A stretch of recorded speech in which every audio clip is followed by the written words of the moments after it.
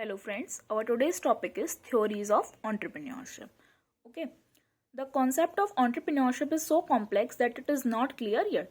जो entrepreneurship का concept है वो बहुत ही ज़्यादा complex है, अभी भी वो still clear नहीं है. तो different theories evolved हुई हैं during the last 2 centuries on entrepreneurship.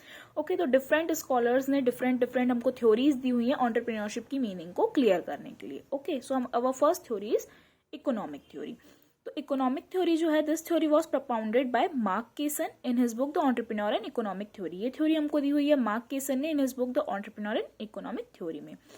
The theory presents a functional definition of the entrepreneur. इस थ्योरी में हमको क्या बताया गया है, फंक्शनल डेफिनेशन बताई गई है एंटरप्रेन्योर की and stresses that the demand of entrepreneurship emerges from the need to adjust to change. और इसमें ये बताया गया है जो डिमांड है एंटरप्रेन्योरशिप की वो कैसे इमर्ज हुई, कब हमको उसकी डिमांड रियलाइज हुई थी from the need to adjust to change पे. The theory also states that the supply of entrepreneurship is limited by the scarcity of the requisite personal qualities and by the difficulty in their identification. और theory ने हमें ये भी बताया है कि जो सप्लाई है एंटरप्रेन्योरशिप की वो लिमिटेड है. ठीक है, एंटरप्रेन्योरशिप की सप्लाई लिमिटेड है. क्यों? Bye the scarcity of the requisite personal qualities. जो रिक्विजाइट पर्सनल क्वालिटीज होनी चाहिए एंटरप्रेन्योरशिप के लिए उसकी स्कैर्सिटी के कारण जो सप्लाई है एंटरप्रेन्योरशिप की वो है लिमिटेड. ठीक है, तो इकोनॉमिक थ्योरी किसने दी हुई है, मार्क केसन ने दी हुई है इन his book the entrepreneurship and economic theory. इसमें हमको क्या बताया गया है, फंक्शनल डेफिनेशन बताई है एंटरप्रेन्योर की और क्या बताया कि जो डिमांड है एंटरप्रेन्योरशिप की वो इमर्ज हुई है from the need to adjust to change. और the theory also state that the supply of entrepreneurship is limited है supply due to the scarcity of the requisite personal qualities. Okay, our second theory is X efficiency theory. तो X efficiency theory जो है the theme of this theory is the degree of inefficiency in the use of resources within the firm. तो जो इसकी theme है वो क्या है, जो degree of inefficiency, ठीक है, in the uses of the resources with in the firm. जो फर्म के रिसोर्सेज हैं उनको यूज करने में जो इनएफिशिएंसी है उसके बारे में ये थ्योरी है. Okay, according to Leibenstein, X efficiency arises either because the firm's resources are used in the wrong way. X efficiency कब अराइज होती है जब जो फर्म के रिसोर्सेज हैं या तो वो रॉन्ग वे में यूज हो रहे हैं और because they are wasted that is not used at all. या तो वो रॉन्ग वे में यूज हो रहे हैं या फिर वो वेस्ट हो रहे हैं यानी कि वो यूज ही नहीं हो रहे हैं, तब अराइज होती है हमारी X efficiency theory. Okay, our next theory is dynamic entrepreneurship innovation theory. अब इस थ्योरी में हमको क्या बताया गया है, एंटरप्रेन्योरशिप का मतलब होता है इनोवेशन करना. ठीक है, किसी न्यू चीज को लेकर आना. ठीक है, तो ये इनोवेशन थ्योरी किसने दी हुई है हमको, फर्स्ट एडवोकेटेड बाय स्कम्प्टर. अब ये नाम आप इजीली लर्न कर सकते हो एज अ इनोवेशन करने के लिए आपके पास क्या होनी चाहिए, स्कीम्स होनी चाहिए. ठीक है, तो इससे आप ये नाम लर्न कर सकते हो स्कम्प्टर का. ओके, तो ये हमको इन्होंने प्रोवाइड की हुई है. इन्होंने क्या बताया गया है, एंटरप्रेन्योरशिप मतलब इनोवेशन करना. तो यहाँ पे हमको क्या बताया है, according to Schumpeter's theory the concept of innovation embraces 5 functions. ठीक है, 5 फंक्शंस बताए हुए हैं इनोवेशन में. फर्स्ट है introduction of a new good, किसी न्यू गुड को इंट्रोड्यूस करना. Introduction of a new method of production, किसी न्यू मेथड ऑफ प्रोडक्शन को इंट्रोड्यूस करना.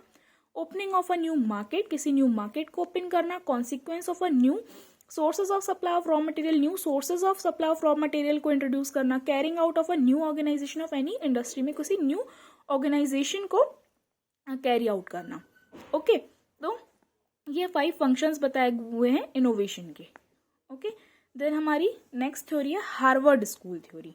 ठीक है, तो ये एकदम सिंपल थ्योरी है, बेसिक थ्योरी है. According to Harvard school entrepreneurship comprises any purposeful activity that initiates, maintain और develops a profit oriented business. तो इन्होंने क्या बोला है कि एंटरप्रेन्योरशिप का मतलब क्या होता है, कोई ऐसी पर्पसफुल एक्टिविटी दैट इनिशिएट करना, उसको मेंटेन करना या फिर डेवलप करना किसी प्रॉफिट ओरिएंटेड बिजनेस को कहलाता है entrepreneurship. In interaction with the internal situation, कौन कौन सी चीजों के इंटरेक्शन के साथ, internal situation of the business और with the economic, political and social circumstances surrounding the business. Okay, our next theory is theory of high achievement. तो ये जो थ्योरी है इसको किसने प्रोपाउंड किया हुआ है, बाय MC क्लीलैंड ने. ठीक है, हाई अचीवमेंट आपको, अगर अचीवमेंट आपको ज्यादा अचीव करना है, हाई अचीव करना है, तो आपके पास क्लाइंट्स भी ज्यादा होनी चाहिए. इससे आप ये नाम लर्न कर सकते हो, MC क्लीलैंड ने ये थ्योरी को प्रोपाउंड किया है. Okay, who identified 2 characteristics of entrepreneurship. अब इन्होंने क्या बताया है कि जो एंटरप्रेन्योरशिप होता है उसकी 2 कैरेक्टरिस्टिक्स होती हैं. Namely doing things in a new and better way, किसी काम को न्यू और बेटर वे में करना। और सेकेंड कैरेक्टरिस्टिक्स है decision making under the uncertainty, जब कोई अनसर्टेनिटी है, मतलब हमें नहीं पता है कि क्या हमको रिजल्ट मिलने वाला है, उस टाइम पे डिसीजन मेकिंग करना। तो ये दो कैरेक्टरिस्टिक्स बताई हैं इन्होंने एंटरप्रेन्योर की। Okay, he stresses that the need for achievement और achievement orientation is the most directly relevant factor for explaining economic behaviour. उन्होंने क्या बोला है, जो अचीवमेंट जो है, ठीक है, जो नीड फॉर अचीवमेंट है वही मोस्ट डायरेक्टली रिलेवेंट फैक्टर होता है एक्सप्लेनिंग इकोनॉमिक बिहेवियर को एक्सप्लेन करने के लिए। According to him people having high need for achievement are more likely to succeed as entrepreneur, ठीक है, जिनमें ज्यादा नीड होती है, हाई अचीवमेंट की जिन पीपल में नीड होती है, वो मोर लाइकली टू ज्यादा वो सक्सीड हो सकते हैं, एज अ एंटरप्रेन्योर वो सक्सीड हो सकते हैं।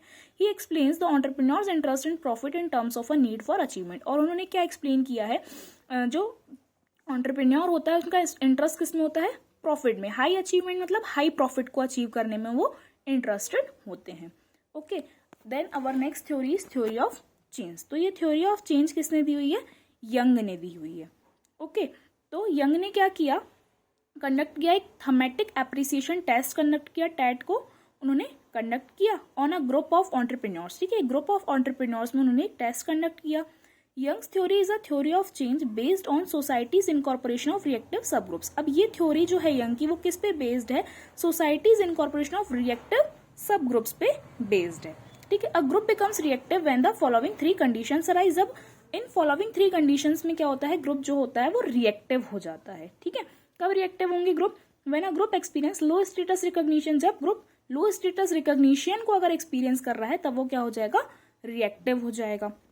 When denied of access to important social networks, जब वो अपने जो important social networks है उनके साथ वो एक्सेस नहीं कर पा रहा है तब वो रिएक्टिव हो जाएगा।